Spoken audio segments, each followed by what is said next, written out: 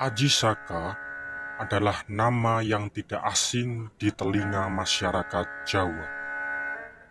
Dalam legenda yang ada, Aji Saka disebut-sebut berasal dari negeri antah berantah bernama Bumi Majeti. Lantas di manakah Bumi Majeti yang dimaksud? Para ahli sepakat bahwa Bumi Majeti yang dimaksud adalah India. Hal tersebut sesuai dengan cerita Aji Saka yang mempunyai beberapa versi. Beberapa versi tersebut, menurut analisis, merujuk pada salah satu suku di India, yaitu suku Saka. Legenda Aji Saka dimulai dengan gambaran tokoh Aji Saka. Aji Saka adalah seorang pemuda sakti dan mempunyai dua senjata andalan, yaitu sorban dan sebuah keris. Aji Saka juga mempunyai dua orang abdi yang sangat setia dan menemaninya kemanapun ia pergi, yaitu Dora dan Sembada. Selain itu, Aji Saka juga dikenal sebagai orang yang suka menolong rakyat kecil, termasuk rakyat yang berada di Pulau Jawa dari kekejaman raja bernama Dewata Cengkar. Dalam legenda, dikisahkan bahwa maksud kedatangan Aji Saka ke tanah Jawa adalah untuk menaklukkan raja bernama Dewata Cengkar dan juga membawa sebuah kebaruan sistem peradaban yang teratur dan akan membuat masyarakat yang ada di Pulau Jawa menjadi lebih tentram. Selain itu, nantinya setelah ia berhasil menaklukkan Raja Dewata Cengkar, ia juga dipercaya sebagai pencipta aksara Jawa. Namun sebelum membahas aksara Jawa yang diciptakan Aji Saka, akan saya ceritakan terlebih dahulu bagaimana Aji Saka menaklukkan Dewata Cengkar. Dikisahkan, Aji Saka bersama dua abdinya akan melakukan pengembaraan dari India dengan tujuan utamanya adalah ke Pulau Jawa. Maksud dari pengembaraannya adalah untuk menyelamatkan rakyat dari Raja Keji di kerajaan Medang Kamulan bernama Dewata Cengkar. Selain Keji, Dewata Cengkar juga gemar memakan daging manusia. Akhirnya, ia bersama abdinya pun memulai pengembaraan untuk pergi ke Pulau Jawa.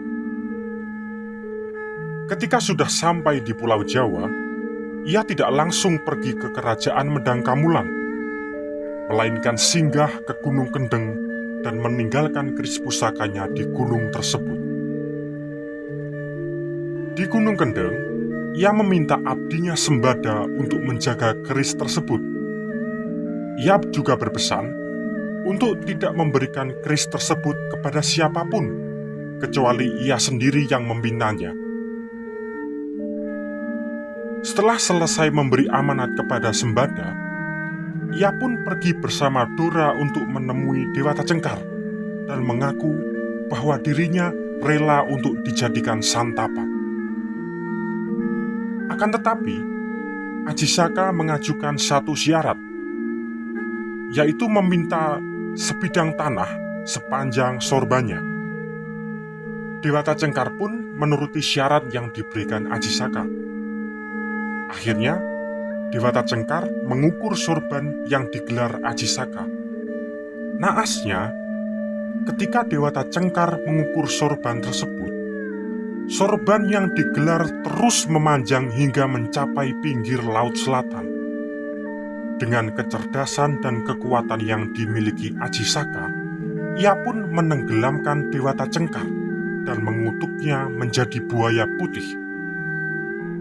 Setelah peristiwa tersebut, akhirnya Aji Saka diangkat menjadi raja di kerajaan Medang Kamulan.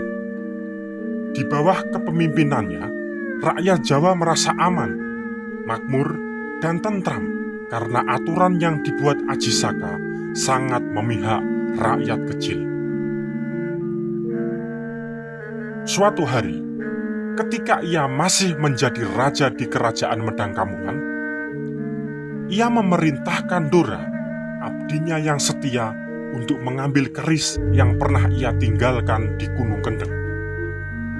Akhirnya, Dora pun berangkat ke Gunung Kendeng untuk mengambil keris Ajisaka. Ketika sampai di Gunung Kendeng, ternyata ia mendapat penolakan dari Sembada. Sembada menolak memberikan keris kepada Dora karena ia selalu ingat pesan Ajisaka untuk tidak memberikan keris tersebut kepada siapapun kecuali Ajisaka yang mengambilnya sendiri. Alhasil, dua abdi Ajisaka saling mencurigai bahwa masing-masing bermaksud untuk mencuri dan menguasai pusaka itu. Akhirnya, keduanya pun bertarung secara sengit untuk mempertahankan tanggung jawab kepada sang raja Ajisaka. Keduanya pun tewas secara menggenaskan. Di singgasananya, di kerajaan Medangkamulan, Ajisaka sangat was-was menunggu kedatangan Dora. Setelah menunggu berbulan-bulan, ternyata yang ditunggu tidak kunjung datang. Akhirnya, ia memutuskan untuk pergi menyusul ke Gunung Kendeng menemui Dora utusannya. Betapa terkejutnya ia ketika sudah sampai di Gunung Kendeng, melihat dua abdinya tewas menggenaskan. Berkat bantuan dan informasi dari seseorang, akhirnya ia pun tahu penyebab kematian kedua abdinya. Ternyata, kedua abdinya bertarung akibat kesalahpahaman. Di depan jasad kedua abdinya, yaitu Dora dan Sembada, ia pun menciptakan puisi yang isinya sebagai berikut. Hono coroko, doto sawolo, podo joyonyo, mogo botongo.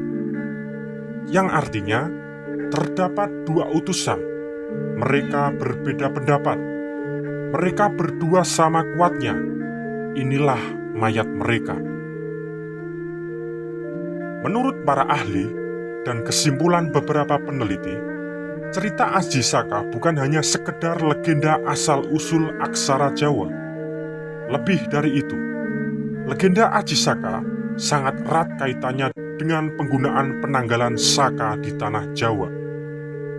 Disebut-sebut, Ajisaka menyebarkan perhitungan tarik yang dinamakan tahun Saka sejak kedatangannya pertama kali di tanah Jawa, yaitu tahun 1 Saka atau 78 Masehi. Kesimpulan lain juga menyatakan bahwa cerita Ajisaka merupakan cerita yang menggambarkan proses Hinduisasi di tanah Jawa.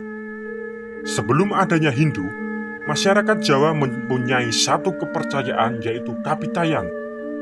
Sederhananya, yang mereka sembah adalah punden-punden yang dipercayai mempunyai kekuatan roh magis.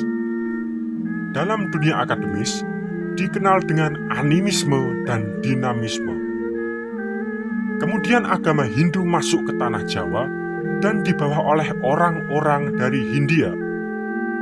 Hal ini sejalan dengan cerita Ajisaka versi Serat Ajisaka yang menyebutkan setelah Dewata Cengkar lengser dan Ajisaka menjadi raja di kerajaan Medangkamulan bergelar Prabu Saka, Brahmana dari tanah seberang berbondong-bondong datang ke tanah Jawa. Ajisaka ambekipun adil asih paromarto, tiang alit sekeco jenjem manahipun, boten wonten lampah ingkang dursila, ingkang anggersahi anggenipun sami angula jiwa, mengsah boten wonten purun, akatah brahmana saking sabrang angajawi. Kepemimpinan Ajisaka dilandasi keadilan, kasih sayang, dan kedamaian. Rakyat kecil tenang hatinya, tiada yang berbuat jahat sehingga meresahkan kehidupan masyarakat, tiada yang menciptakan permusuhan. Banyak Brahmana dari seberang datang ke tanah Jawa. Demikian wedaran yang dapat kami sampaikan. Kritik, saran, dan masukan sangat berguna bagi kami. Matur nuwun, salam rahayu.